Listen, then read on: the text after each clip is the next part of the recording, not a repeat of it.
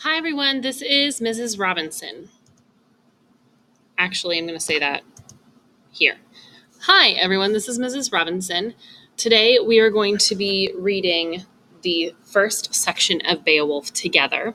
You are going to read it with me, and then occasionally this will stop and you will answer questions.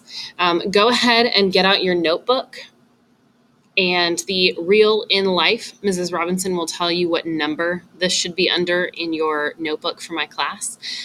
But what you're going to do is sometimes on this video, you're going to answer multiple choice questions over here on the right.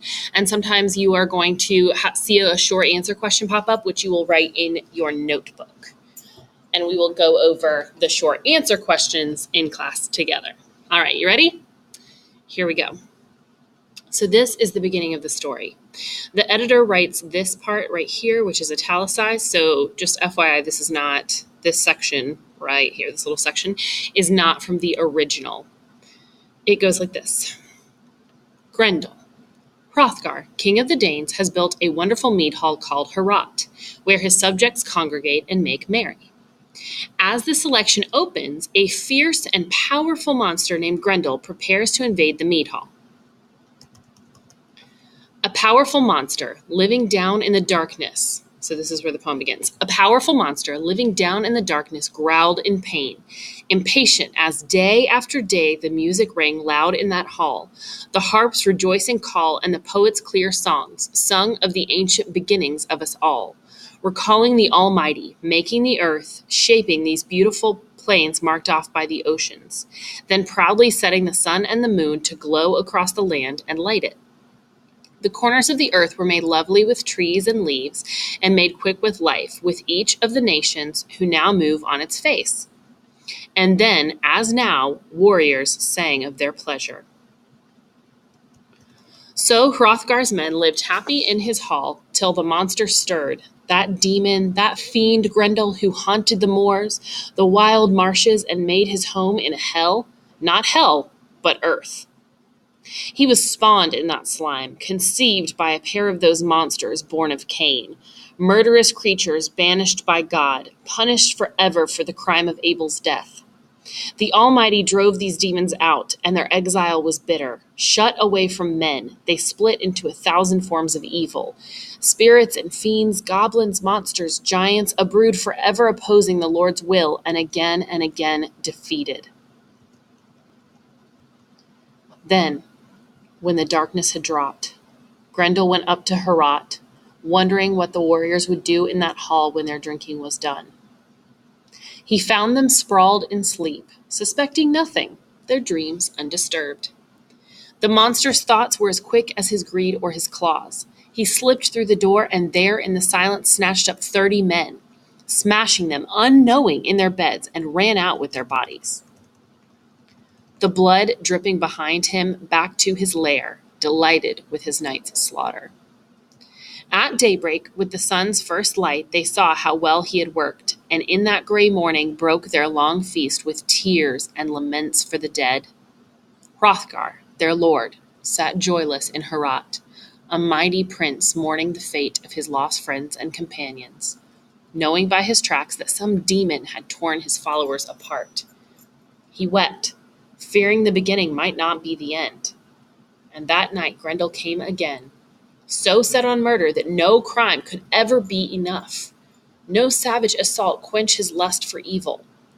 Then each warrior tried to escape him, searching for rest in different beds, as far from Heorot as they could find, seeing how Grendel hunted them when they slept.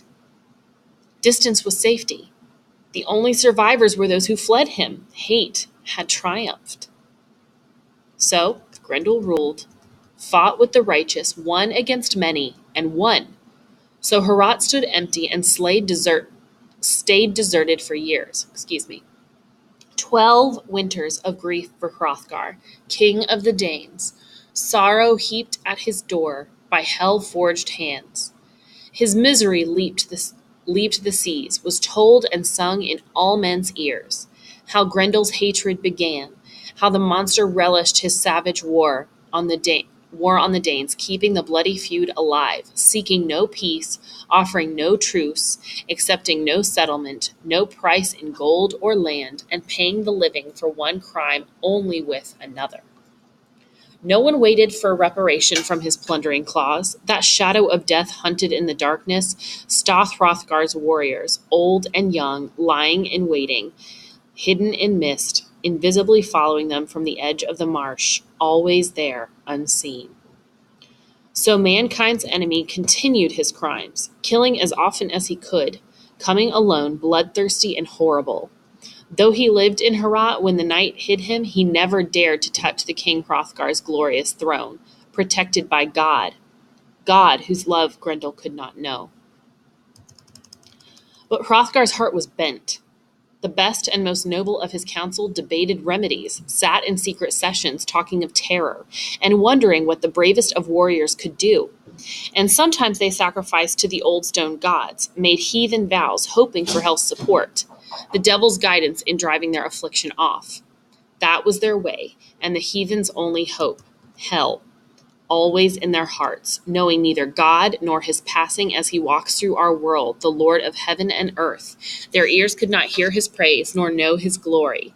Let them beware those who are thrust into danger, clutched at by trouble, yet can carry no solace in their hearts, cannot hope to be better. Hail to those who will raise to God, drop off their dead bodies, and seek out our Father's peace.